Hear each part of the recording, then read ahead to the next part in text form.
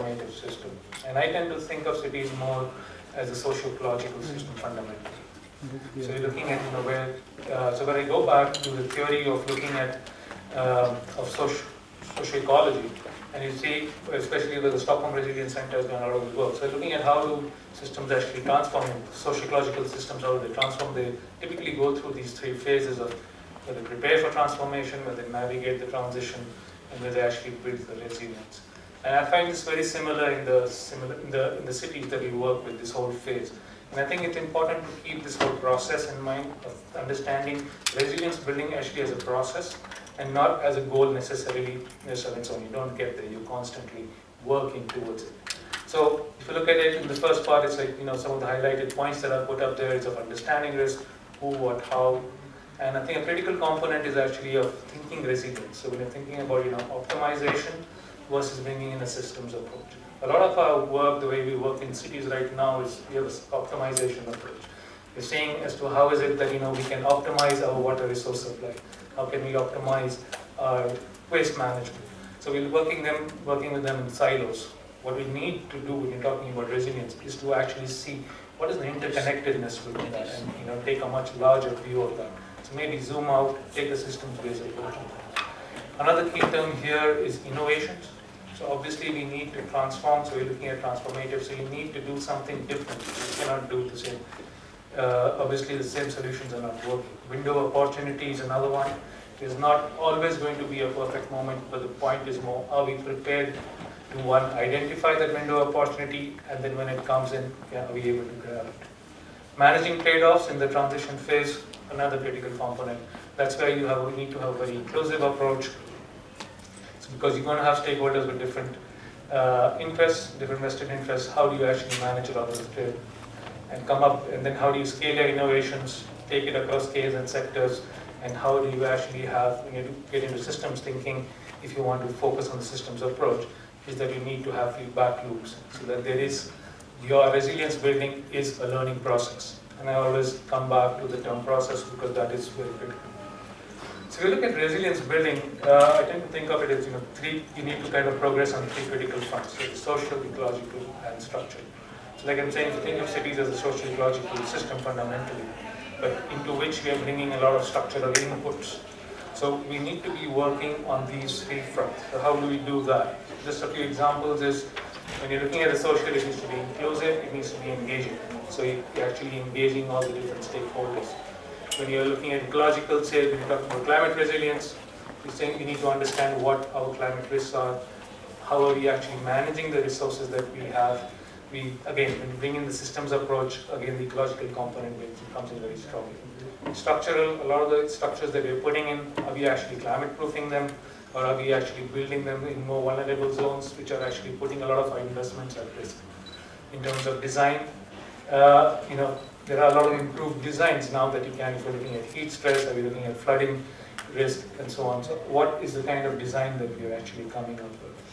But again, being an ecologist, one of the things that you learned was that your maximum diversity, and I think now you were making a point about the need for diversity, lies at the fringes. So around every ecological system, you'll find that the fringes is where you have the maximum biodiversity.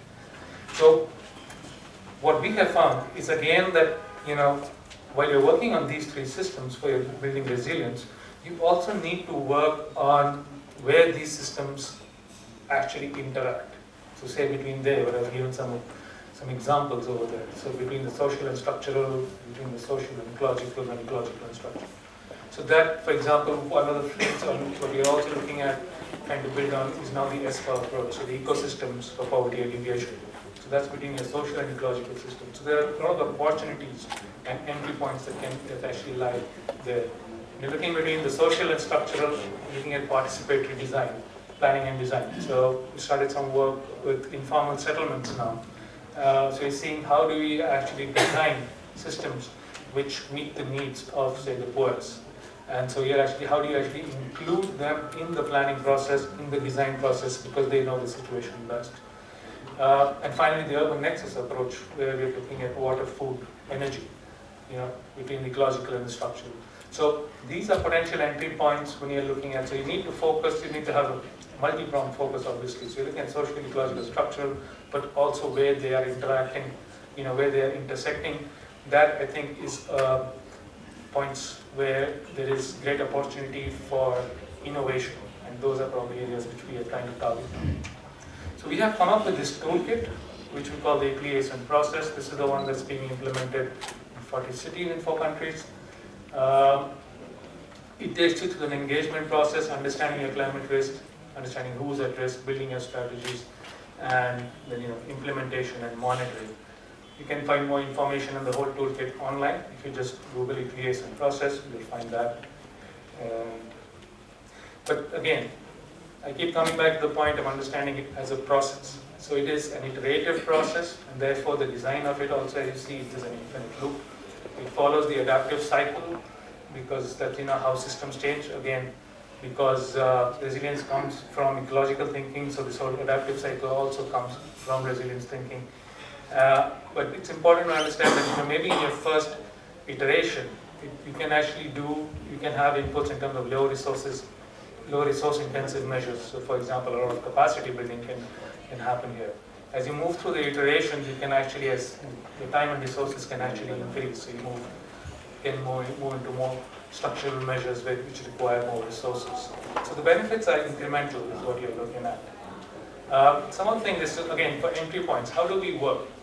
So if this is the process, what we are trying to do is it is very important of understanding it not only as an assessment phase, but from an assessment to a project preparation to actually linking into finance, because that's when things actually get implemented. So we try and bring in potential financing agencies right at the beginning, saying we have this process, this is something, because a lot of agencies are now having an urban program. So we say, we have this process, we can help kickstart your program. So for example, we've been talking to DFID in Bangladesh. I'm saying you want to develop an urban program, we have this toolkit, maybe you can take this, so you already start one step ahead. And the one, if you see at the bottom, we've actually partnered with ADAPT. This is ADAPT Asia Pacific, based out of Bangkok, a USAID program that's come to an end. CDIA, which is the Cities Development Initiative for Asia. So building partnerships at that point when you come up to an assessment. And right now in Mysuru, ADAPT and CDIA have put in about $250,000 to do a pre-feasibility study of an integrated drainage and climate change project. So it is also about building partnerships, where you actually can take it up to a certain point and where you actually build partnerships and take it further on. So finally, this probably has to do with a book that I've just finished, which is a bit to do with the underworld. But that's the interesting thing about resilience, is that there are so many connections, that there is learning that is not limited to just one area. So it's not only about urban, you can actually learn from different systems. So when you look at, there has been a study by, I think, the Harvard Management School or somebody, who's looked at organized crime and seeing how resilient organized crime is and why are they so resilient. So some of the issues that they've actually come up with is they're very aware of the risks, that they're working in a very risky environment. So they're very aware of the risks that they are there. Improvisation is actually encoded in their daily behavior, because rapid response, you don't know when a raid is going to happen or something is going to happen. So, there is that improvisation that is encoded into their behavior. Very creative thinking as to how they can, say, break their, who was this, some drug lord who was kind of broken out of prison. They tunneled for a very long way, and, over several months to get the guy out. So there's perseverance and very long-term planning. So there's a lot of interesting lessons that you can actually go. I'm not saying that we should all become criminals, but I just find it interesting when you think about resilience. I think it's important to suddenly look for connections where you would normally not look for them. Because that, I think, is where you actually, when you're able to do that, is when you find creative. Yes. Now, Jessica, you have been working in Chennai, and Chennai nobody can forget for quite some time. The issue of resilience, and Chennai is one model and Surat has another model, and we have got right kind of people around. So let me hand over the mic to you, and you have a mic there. Choose. I'll just do the presentation from here, although I have some slides that I may deviate from. The downside of slides is they're sort of done well before topics come up. So as Dr. Krishnan says, I am part of a Chennai-based group that's co-founded by a civil engineer and myself. I'm an economist.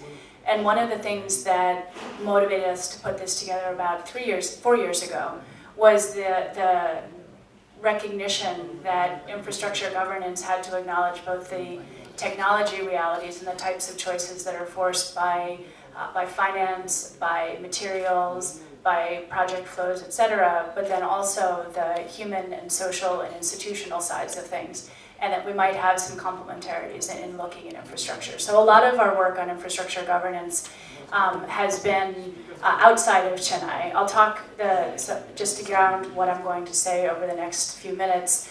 It's been both national and with kind of national committees like the National Transport Development Policy Committee, the Kelker Committee on Public-Private Partnerships on the government side.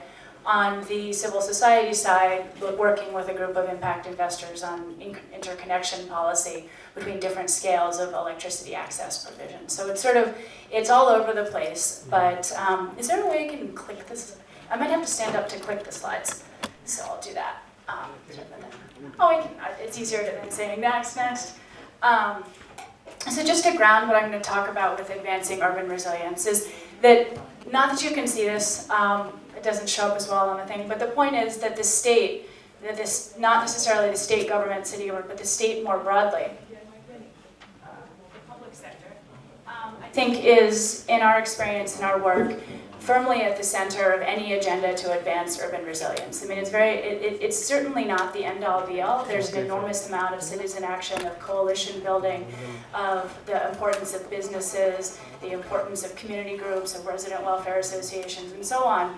But for reasons of sovereign authority, coordination ability, sheer amounts of public expenditure and public investment, and capital investment in the infrastructure that India is, much of which is yet to be built, is a major opportunity for India, whether it's coming from domestic public sector sources or the World Bank, it's channeled through the state.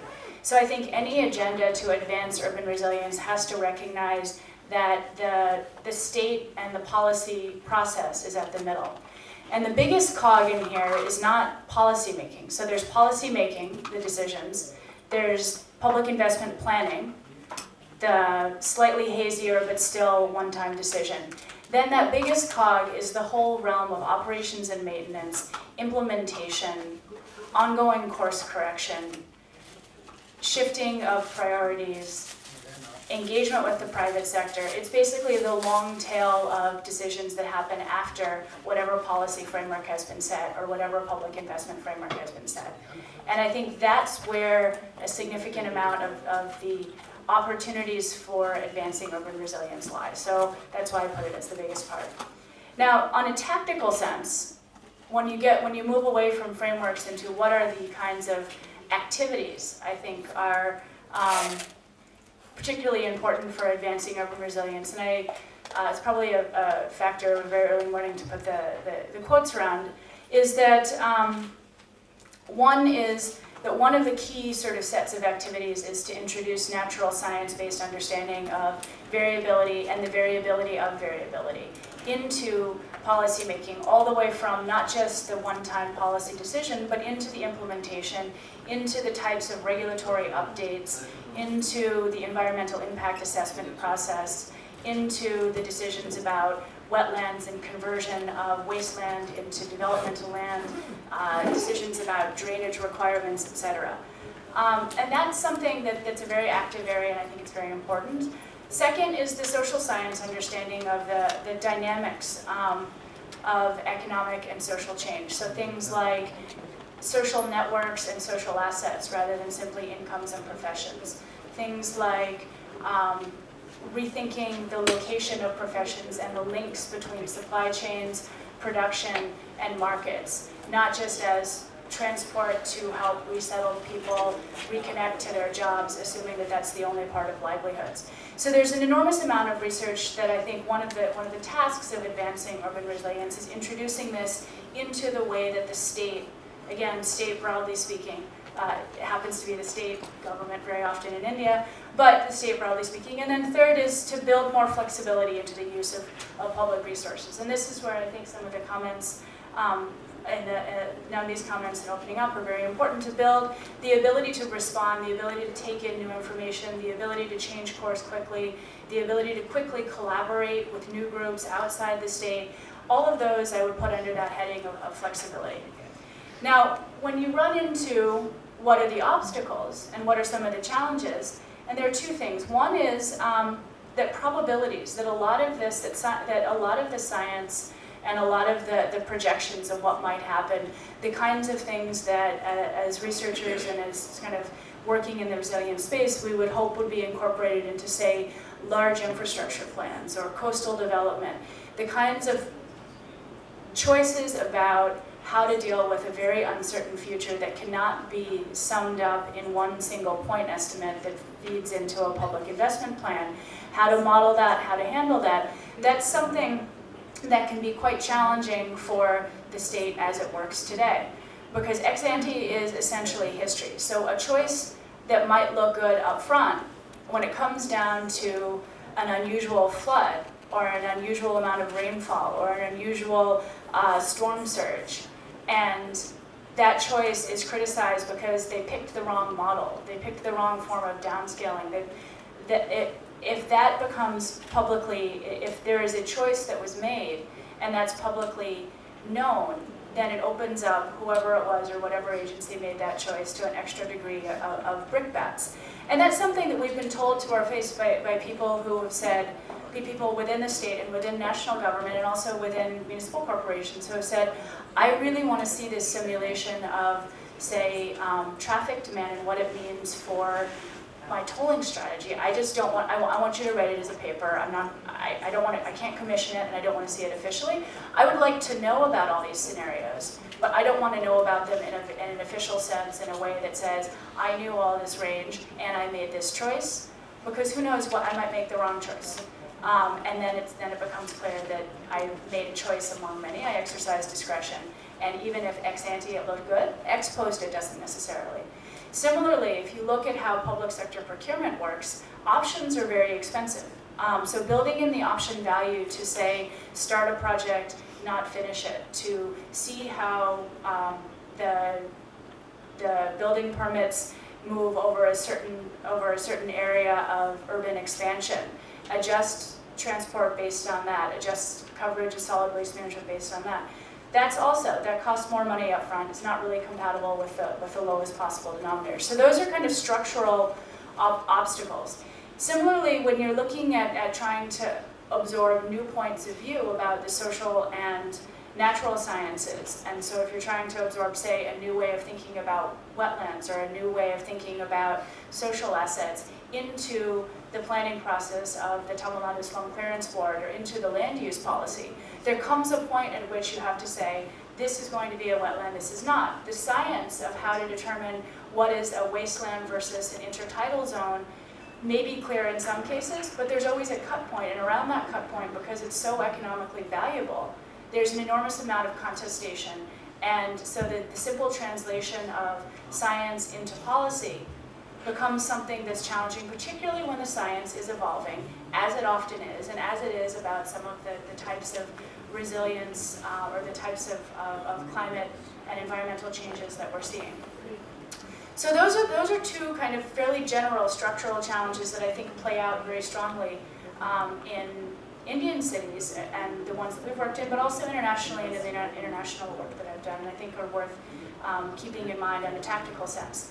The opportunity side, and I'll end with this slide, is that what I meant to say in this diagram is that when you look at the picture of urban governance in India, most people sort of shake their heads and they say, oh, there's the central government, there's the state government, there's the municipal corporation, there's the political side, there's the bureaucratic side, there's the parastatals, there's separate agencies for every sector. They sometimes talk to each other, they sometimes don't. It's a total mess, completely fragmented, we just can't do anything.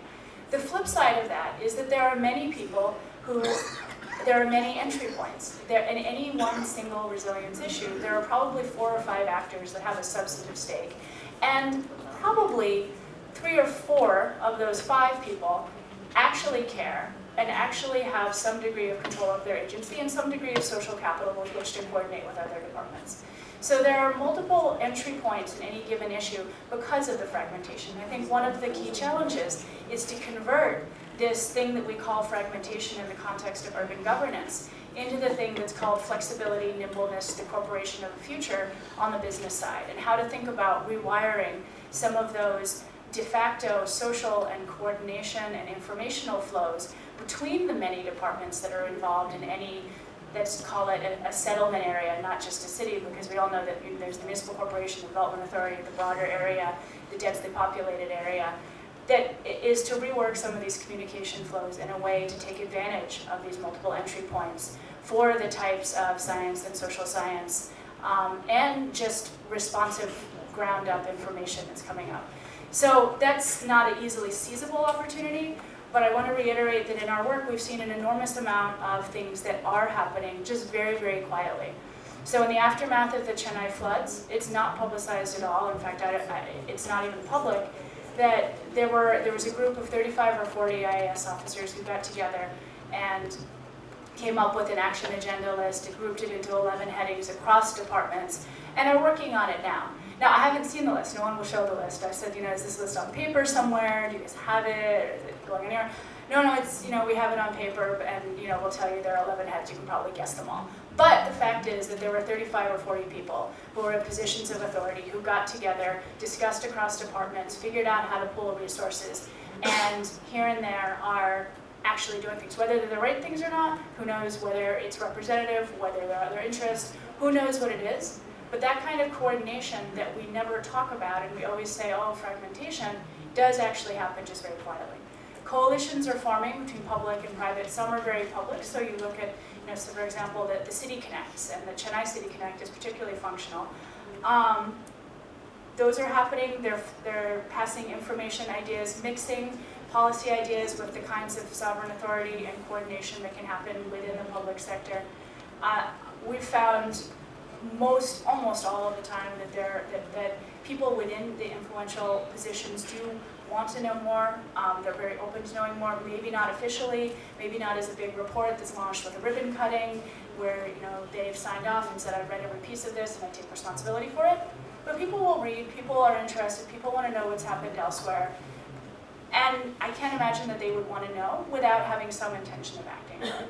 And finally, that the public is, again, a major asset. And I think one of the things that we can do is to recognize that quiet is sometimes okay. Support, spend the time to listen, to understand the gaps, to meet policymakers, policy implementers' requirements without necessarily taking credit for it, without talking about it, without publishing it, without requiring for the sake of funding that they sign off on it. But taking advantage of that opportunity requires recognizing that sometimes the quietness is okay, and then also on the other side, increasing the level of information that's out and salient and accessible.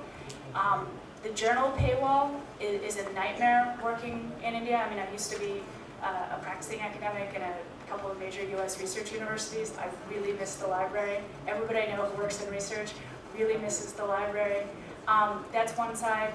Making that information available, funding for visualizations, for maps, for citizen science, for interactive exhibits for kids. It's seen as fluff, but it's some of the most powerful ways to create an overall atmosphere for getting the kinds of information that are required for the learning, that are required for the resilience into the public sector in a way that isn't too pushy, but I am betting my career that there, and to some extent my is situated on the banks of river Tapi.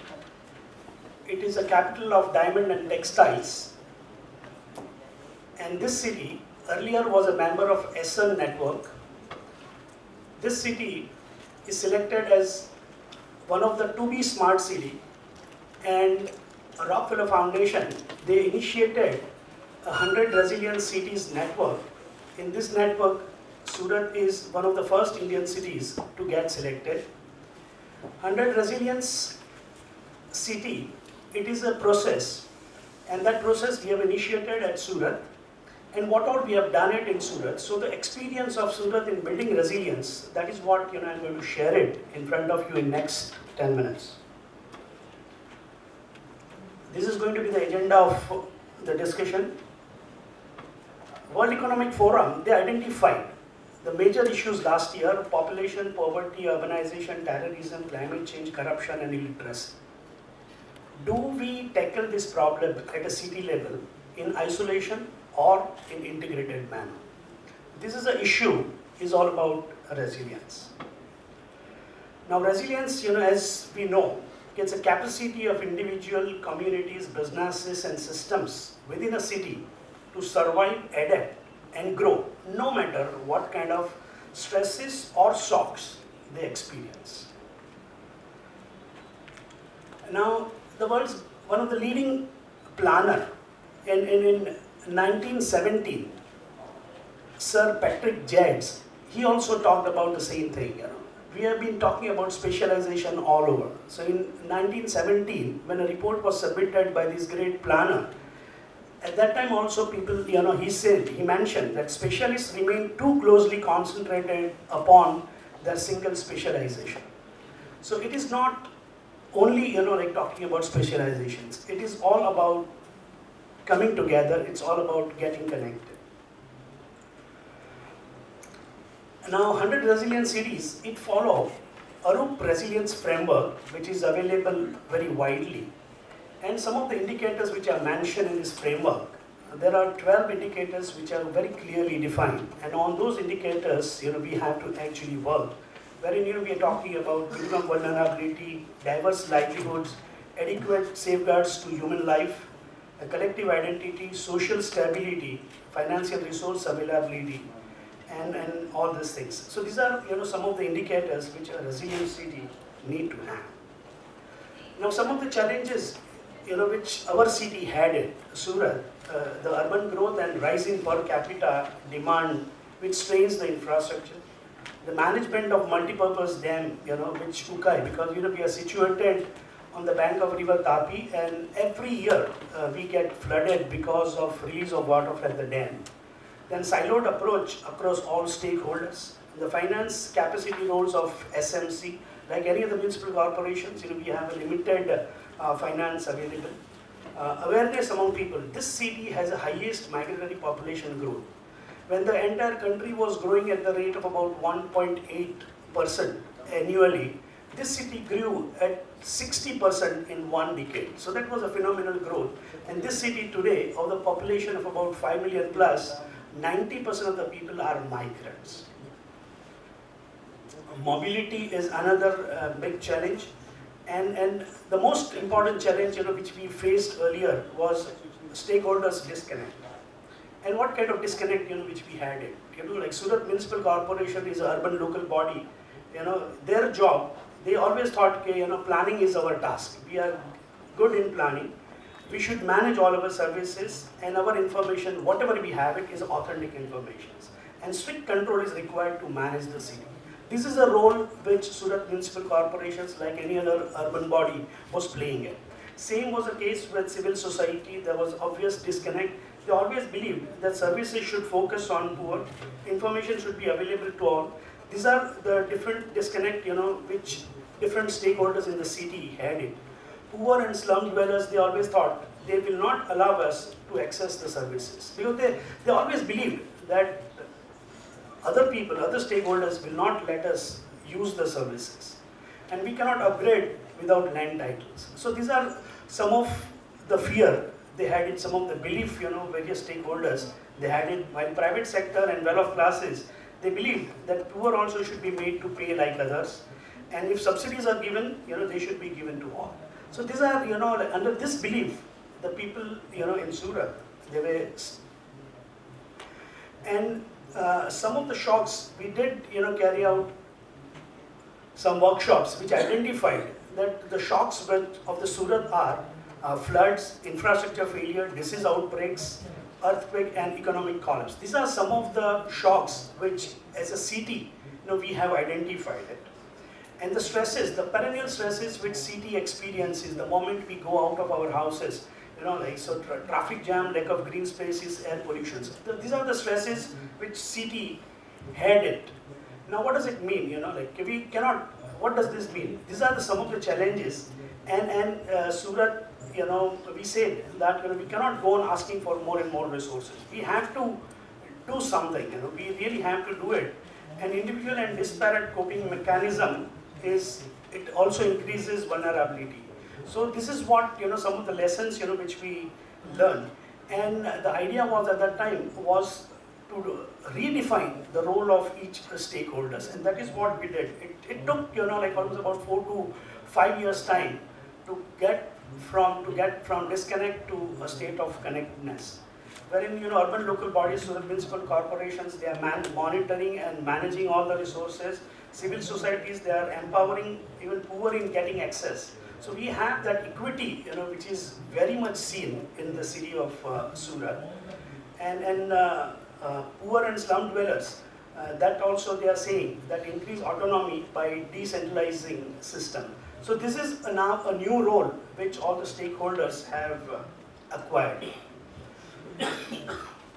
Now, how Surat is managing these uncertainties. There are different kind of uncertainties, and that is how they are managed. Because whenever disaster strikes, we are on our own. So we have to build a resilience, from both ends, from top down and vice versa. So that is what we've been doing it. And there are some kind of policy interventions which also will be required. So and that effectiveness has to be appropriately evaluated when we're talking about resilience. And Surat municipal corporations, what are the options we had it at SMC level? That is planning under limited and uncertain resource. We have it like any other corporations. We do not have unlimited funds. So whatever resources we have it, we are planning it based on that. Then we are focusing mainly on monitoring and management of various projects, and for that, one real-time flood forecasting system, which is developed, by Surat. And what we require is a holistic transdisciplinary planning. So that's what is required. So instead of going in, like solely for land use planning, we are going in for integrated plans.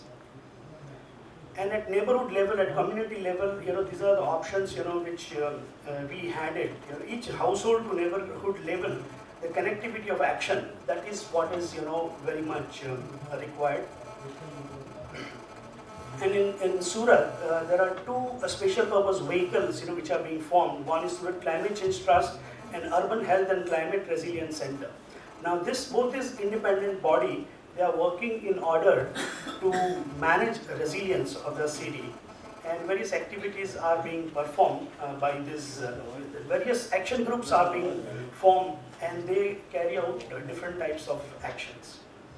And some of the measures which, as a city, we have taken, that is, development plan and integrating town planning scheme, under which the micro level development of the city takes place. The Surat has developed one of the finest, the only city having a water grid that is available, a city-wide surveillance system. People, took a measure. They took an initiative and set up India's first city-wide surveillance system. And this is what, and then there's another thing of setting up a tertiary treatment plant, the first of its kind, having a 40 MLD capacity, and that water is used by industry, and industry wants more such water. And some of the plans and initiatives which we are taking it in order to build resilience.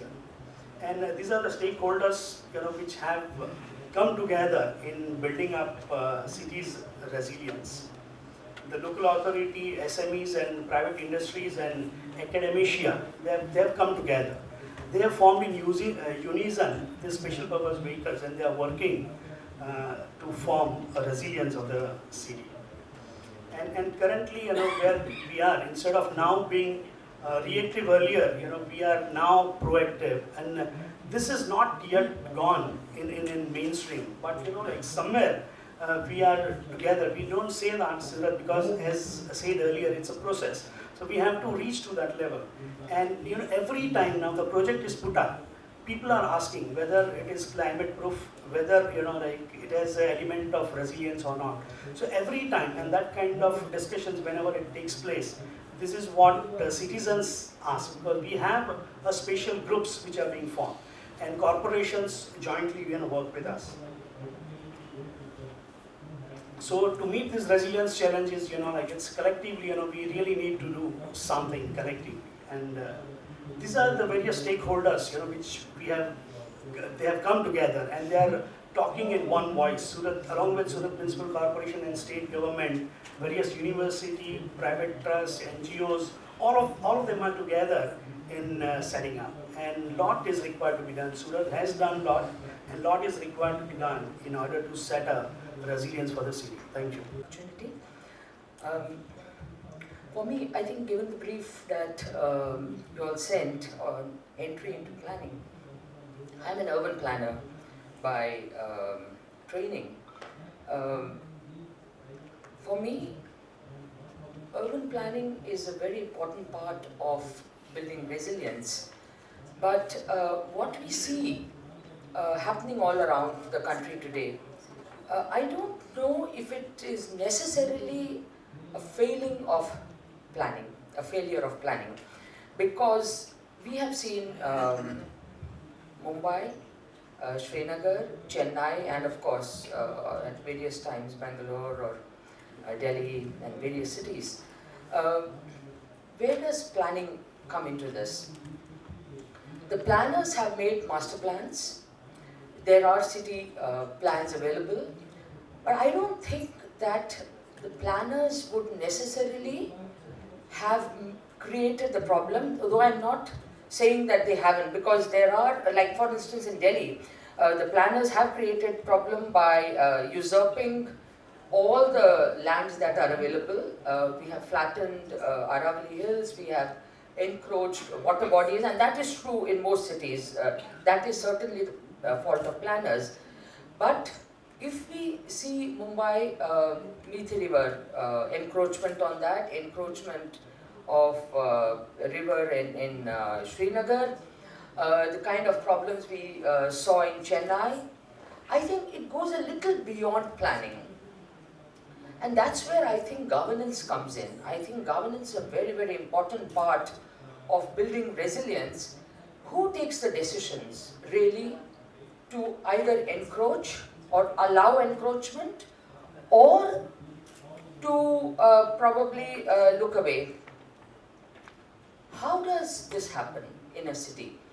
If a planner has given a city plan, there is a master plan, it by and large would take care of many things. Like I said, encroachment through planning on water bodies or flattening Aravallis like in Delhi is certainly the problem that planners have created. But certainly there is the political side to this, which also either looks away or encourages some of these problems. So when we see, when we look at resilience, I think we need to look at all sides of the coin, and I think decision making is a very, very important part of this whole process. But at the same time, I think knowledge or awareness of the problem is a fundamental thing that is required, because climate change is not something that the planners of the earlier times grew up with. Climate change has become more important now, and it is the planners of today who really need to understand this and make changes in the plans when they are revising the master plans of cities. Talking of awareness building, I think a very important part therefore becomes the capacity building part that comes in for planners, for elected representatives, for officials, because I think there has to be a very good understanding of what the problem is. Most of us today will see that maybe in some of the larger cities there is a greater awareness of not only the problem but what needs to be done. But if we go down the level of cities, some of the medium and small size cities, they may know, yes, there is heavy rainfall, there is heat wave, and there are problems related to climate change. But what do we do about it? They have very little idea, because the urban local bodies, which are often responsible for managing the city, are firefighting every day, because they have their own set of problems. They have no time to really think beyond their regular work. So their capacity needs to be built. I think elected representatives who are ultimately the ones who sign on decisions or take decisions and maybe even thwart some of the decisions, I think their capacity needs to be built. And I think I should say, Christina is here, the Rockefeller Foundation has supported in a very big way through the ASEAN program a capacity building of cities to really look at climate change and undertake actions that would assist in improved decision making with respect to building resilience of cities. Again, I think in planning, the poor are the ones that are often left out because there is really no planning, and even if there is a plan, let's say for something like what happened in Delhi, the CWG, the Commonwealth Games, the poor are thrown out to the edges of the city, and I don't think anybody thinks of any resilience or anything at that time, because the decision making for an event or for certain circumstances is such that most of the thinking just goes haywire. So I think what we need to do is bring in more participative planning, where, I mean, in India particularly, except probably Dr. Shiraz Baziz will talk about the kind of participatory planning they have done in Gorakhpur. But there are some cities where some participative planning is done, but often it is a few who take decision for the entire city. So if we can really bring in participative planning, people themselves will begin to understand because that problem will be explained and they will be a part of decision making, and I think resilience building will be much stronger. The more participative we become, the more stronger the resilience will be because the citizens will become part of the whole planning process. One of the problems again that we face is the coordination between departments, which really creates a problem in resilience. We have seen often that the departments work in silos. There needs to be coordination, particularly when we talk of resilience building. We need departments to come together and work together rather than in silos. JNNURM, under JNNURM, the city development plans, which were the first kind of attempts that were made to bring all the departments and many sectors together in one plan.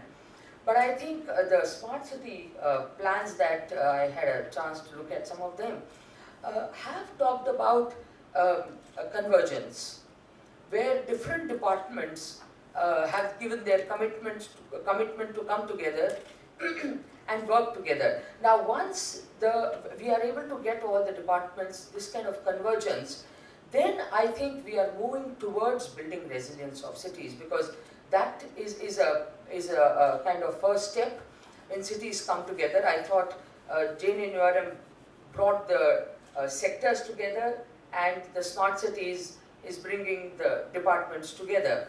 So I think we are moving towards a collective decision making and working together. So I think that really hopefully will build resilience in the cities once we have the other things together.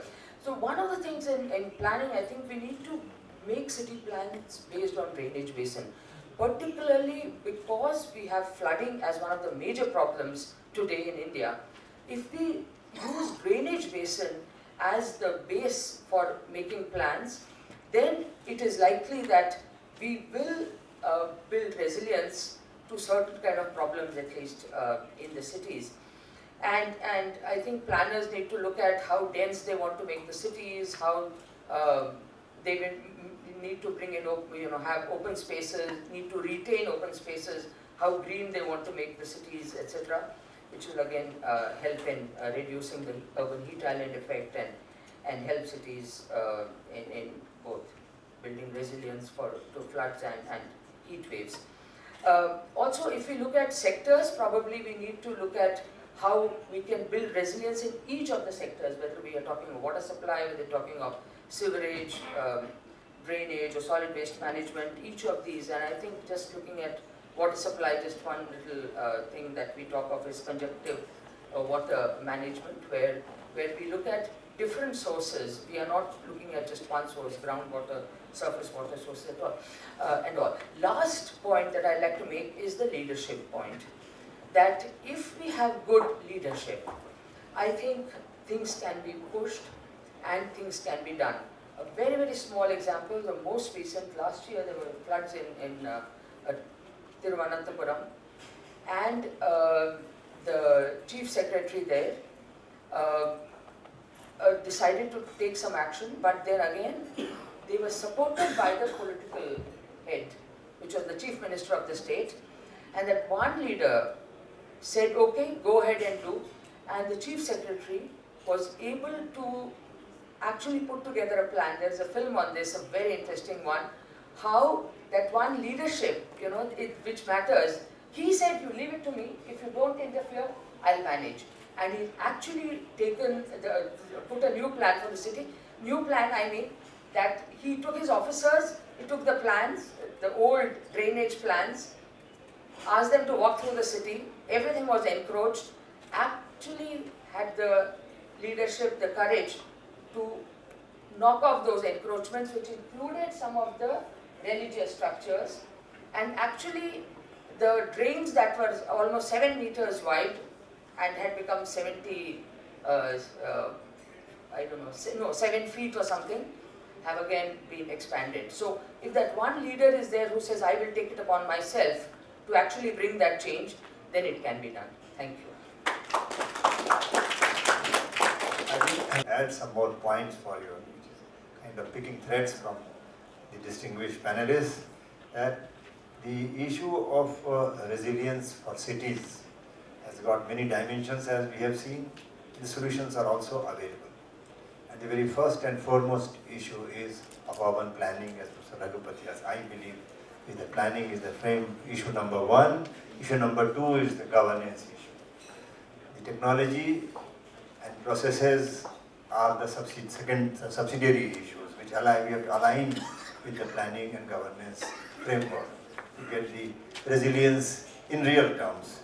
Now, talking of social resilience and which we mentioned, I think, about the madam mentioned about the relocation of poor people or marginalization, physical marginalization of poor people in the Commonwealth Games preparations, whatever development. We have the opposite model or contrast model in case of Sabarmati riverfront development. 10,000 houses, we have got all the statistics. 10,000 persons, families were living on the Sabarmati riverfront itself, encroaching every bit of the riverfront, as it happens in most cities. Poor people stay along the rivers and along the drains, natural drains, because that is a no man's land, and so on. And 10,000 families were relocated in the Sabarmati. I've got slides in my laptop, but time is an issue. So 10,000 families relocated, including those who were making economic activity right there, like washermen. The Dhobi Ghat has been relocated in a beautiful way. Those who know that, those who have seen it, those who have not, they must read it. They must go there. I've got slides for everything. I have seen the mind and heart is open to make it an equitable and inclusive development process. It is a money spinner, no doubt, but then inclusiveness has to be brought in. The second thing is financial sustainability and resilience. There is no way we can think of money pouring in, public money pouring in the cities for creation of infrastructure. It becomes unsustainable by itself. And the Surat town planning scheme model, which Professor Yagi mentioned, that 30-kilometer perimeter of ring road has been, I think already it is on. It is supposed to, investment is 6,000 crore rupees and it will generate 12,000 crore rupees for the developer, for the government. And so there is the question of money being required, except for upfront investment, but in the net it will give huge money, and then temper it with socialism, inclusiveness, and it's a win-all situation. Then talk of technological resilience, which urban planning model which was discussed, and let us have a look at the URDPFI guidelines, which are of course evolving. We can improve upon it further. The Bhuvan model, the model of geospatial mapping and planning, We have got enough database now through the Bhuvan portal. Your cities have got free access to free geospatial maps of different layers, whether it is the layer of drainage system, natural drainage system, whether it is the layer of vegetation system or geological formation systems, habitation patterns, and so on and so forth, and you overlay one layer over the other and generate whatever kind of plan you require. So that database is, spatial data, geospatial data is available. Physical data on ground truthing through the National Urban Information System scheme and through the BSLND program, Basic Studies for Local Level Development program. And so friends, I think all these models have to be given, integrated in a network to get a resilient city in action. There is no way we can sustain by bringing retrofitting all the time. Like when a disaster happens, then you start doing something. And if you build on the fracture zone, a multi-story building, and then we say that earthquake happened and then everything, a disaster happened because you don't build on the fracture zone, fracture lines, and that you can do only if you harness the geospatial maps along with the urban planning framework. So development control regulations, master plans, they have to be revisited along with the modern technological tools. So with that, friends, I think I see the happy impression of the snacks also being served, so it is a good time to have an open house discussion. Yeah, I see the all faces also lit up, all mobiles getting closed down, that's a wonderful sign, I think. So, it does wonders. So, kindly raise your hand, introduce yourself, make your point. You will not miss the tea, I assure you, yes. Yeah, please. Is mic there, otherwise speak louder, loudly.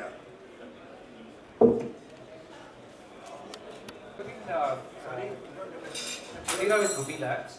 So we've been studying cities. I guess I pretty much agree with what Jessica said on the last slide on the way forward and ideas.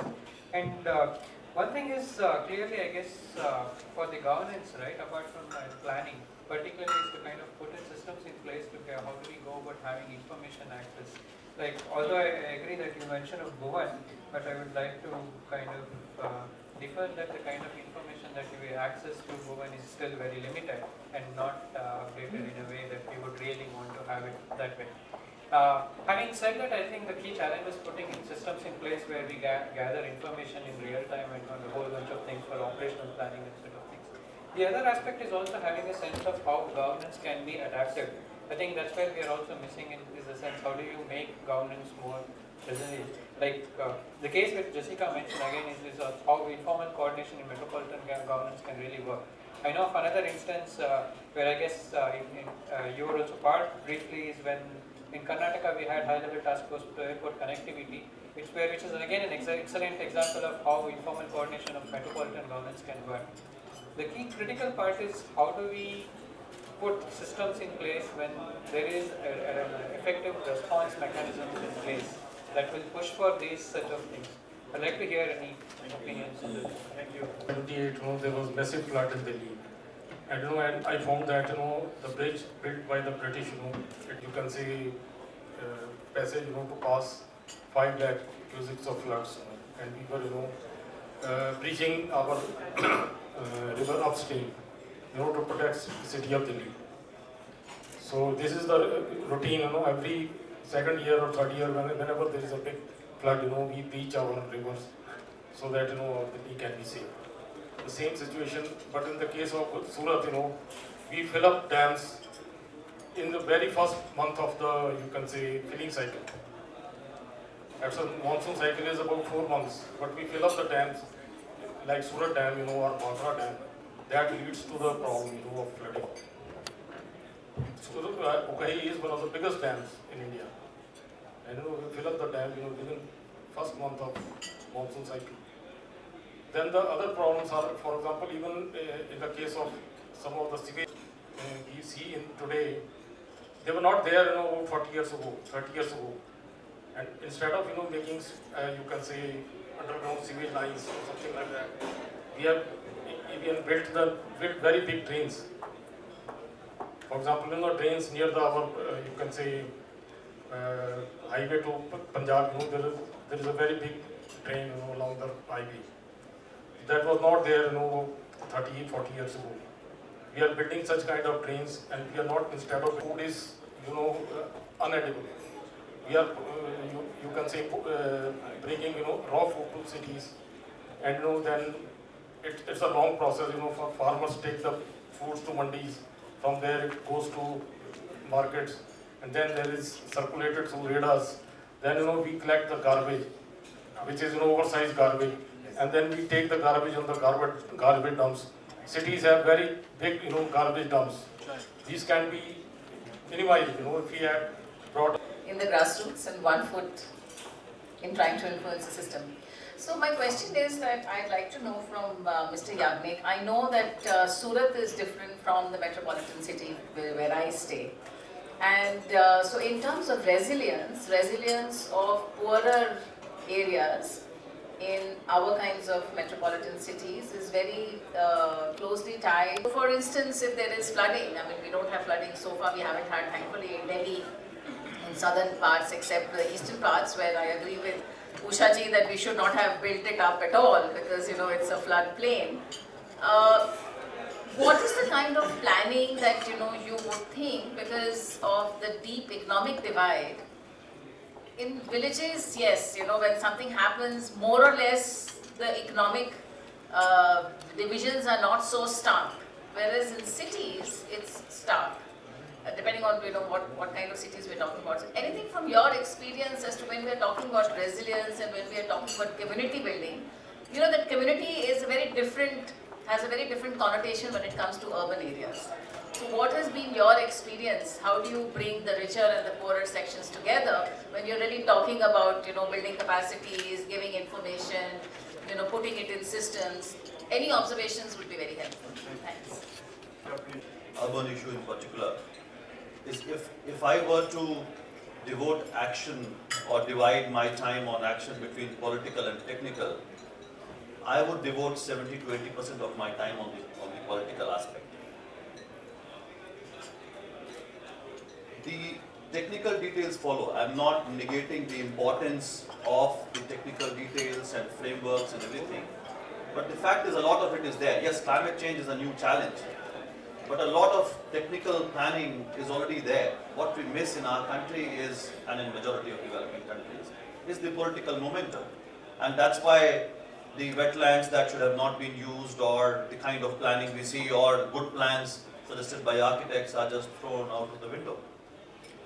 So, unless we have a political momentum led by citizens, I don't see any change happening. We all can devote a lot of time, make excellent plans, or whatever progress that we have seen in Surat is because of the citizen movement, whether it's a representative of, it's a civil society organization, or sometimes you find great leaders who take initiative themselves.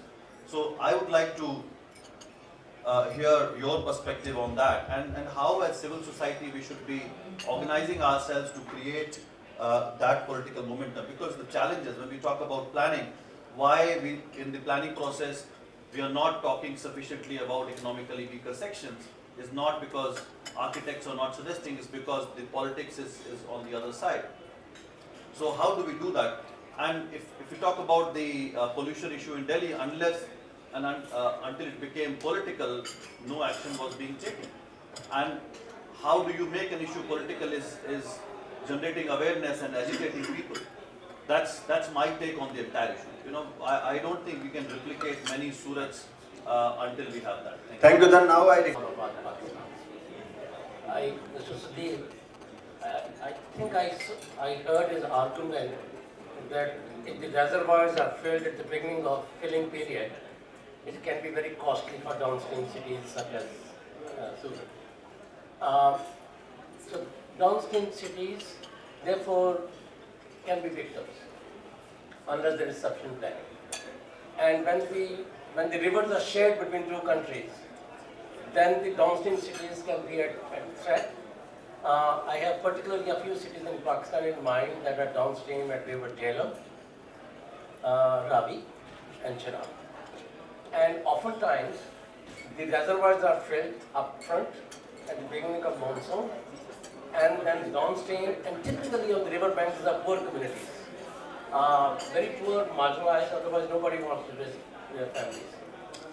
And living with the shared basins is a challenge that the two countries have to address by better planning, better communication tools, better engagement with the downstream people, and particularly now with climate change, I think my friend Harjeet referred to that, it is becoming an imminent challenge.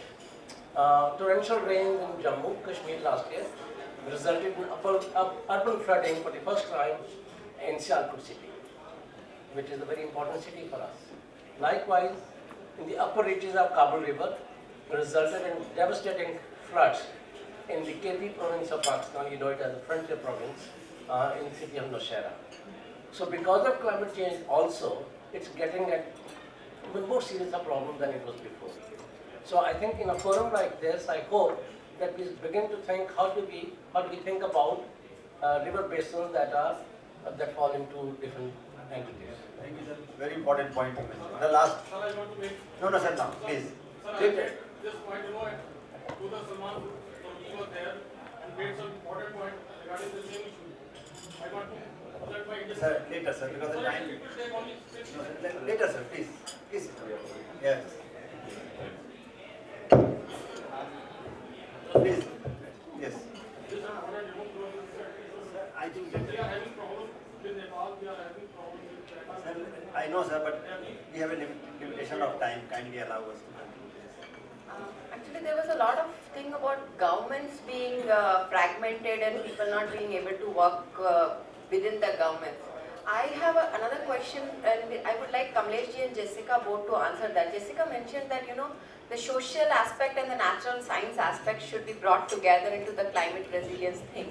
But this sounds very good on paper. Actually, I have found it a very big challenge in my work, and I would like Mr. Kamlesh also to share what were the strategies that you used to enable natural scientists to start accepting social, even planners for that matter, they don't listen to social issues. So Thank you.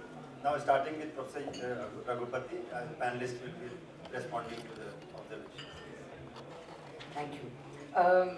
I think I fully agree with what you have said about the political one, which is the point that I was also making, that although I don't know the ratio of 80-20, if that is the ratio I would agree to, but certainly they are a very important part of the whole process, because often things go haywire because of the, let me say, interference of politicians for reasons best known to them and maybe to all of us as well.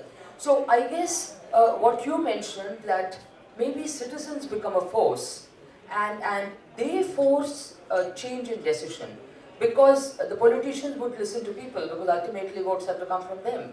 So I guess it is how strong you make your citizen groups, which can then begin to make enough noise and probably take action, which probably would make a difference. So I entirely agree with you.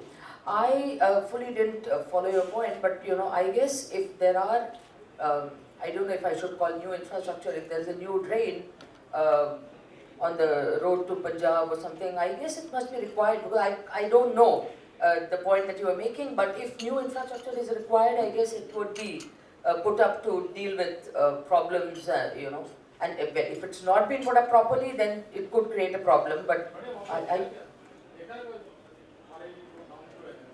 No, I don't know the situation. I'm agreeing because I don't know exactly what you're talking about, because I haven't seen that. Sorry? I'm from Delhi, but I haven't seen that. But that's okay. So I did fully understand, so I will not be able to answer his point. But just for a second, your point that, sociological issues do sometimes take a backseat.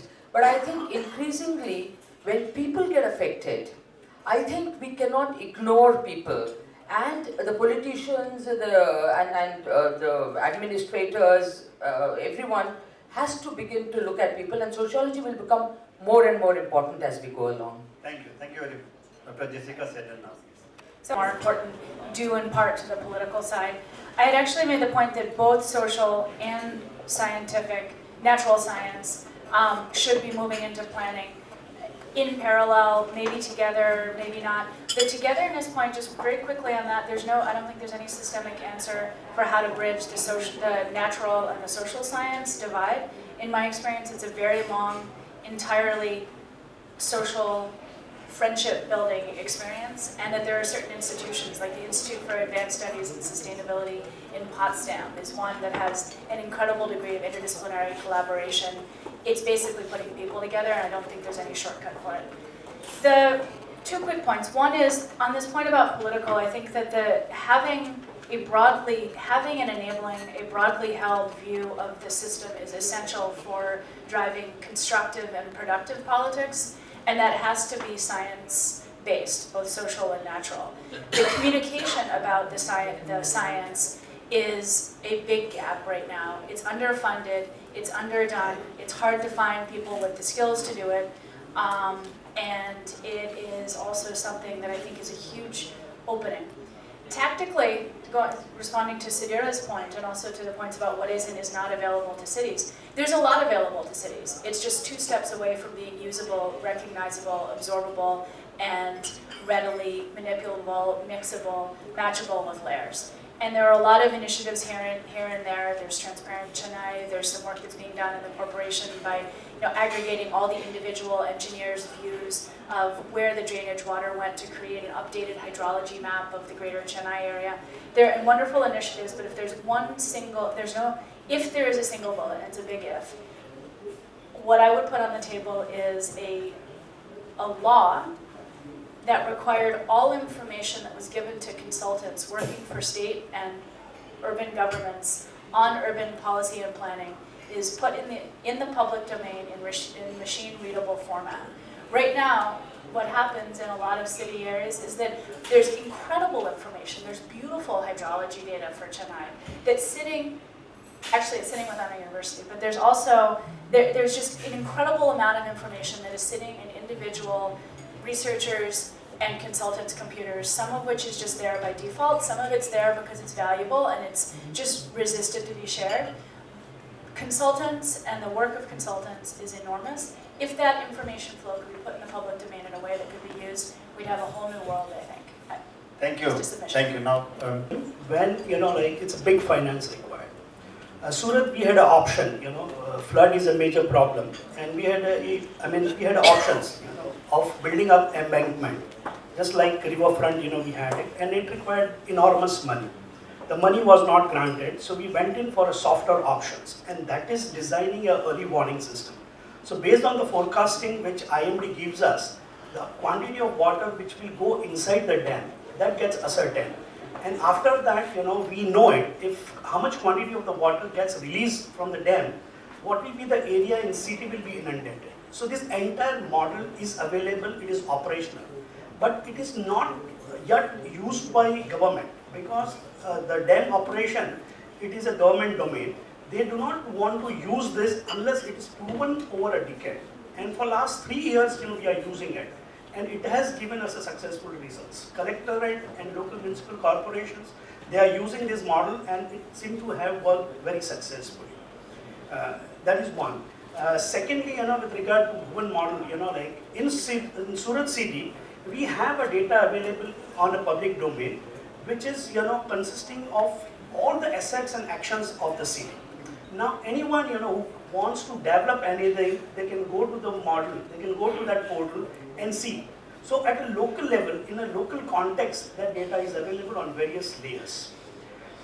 Then, with regard to, people, shifting from, just like, Dr. Sudhir mentioned about Sabarmati riverfront, and people were displaced from river to other places. In Surat also, we had a massive relocation of people. And close to about 50,000 families, they were moved. It was one of the biggest shifting. And this was done, under JNURM scheme. And it was not only physically shifting them. Today, jobs are being created because this movement was taken, from about 14 to 15 kilometers from the place they were staying. So now, there are jobs available in nearby places. Companies have come up. Small units have come. So that kind of support structure is created by us. And with regard to Surat, I can say one thing.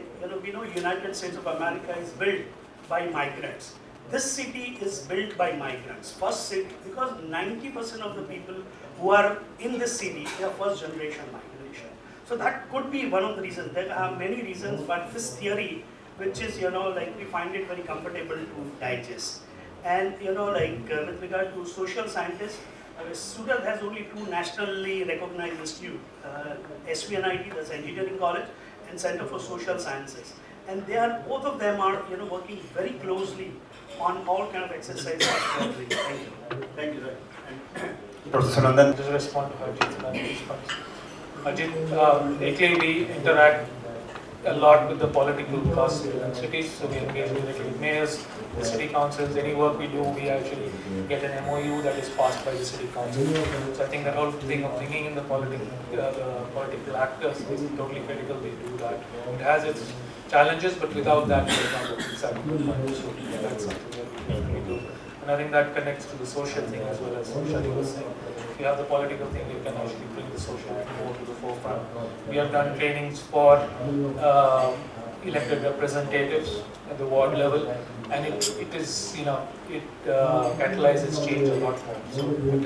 So that's something that we are definitely looking to do. And just your question about looking at, especially Surat, I think this coming from the ASN example also. I was talking to some of the Taru colleagues who had worked there, and saying people who are probably more vulnerable there, correct me if I'm wrong, Kameshwar, is that probably the textile owners or the rich businessmen are more vulnerable, because if there is something that happens, the migrant population moves up. So they are more dependent on, so these people following the factories are more dependent. And that's true, I think, in Delhi as well, like just in terms of domestic health and so on. So I think it's a question of also recognizing the informal sector and how critical their role in running the city. Just a minute. Sir, there will be time after point to fill the gaps. One is about regional planning. We have not discussed so much. So just take away for further discussion is that the urban planning cannot be today's environment, particularly in climate resilience issues, cannot be complete until we focus on regional planning, not merely local. But just two extremes. One is regional planning, second is very, very local planning. Very, very local means mohalla or ward level planning. That is the one. And lastly, I would say that waste management also has to be given. Waste planning for waste management as part of the resilience, urban resilience. So with that, friends, the time is over. Sir, I am very sorry that some of the delegates, participants, even panelists wanted more time, but then that is how the organizers have given us certain limitation. So with that, we conclude. I thank all the panelists for their wonderful exposition. I thank all the delegates who participated in deliberation, but some did not. They say that speech is silver, but silence is golden. So even those who did not speak also contributed. They also serve, who stand and wait, they say. So thank you very much. Over to you.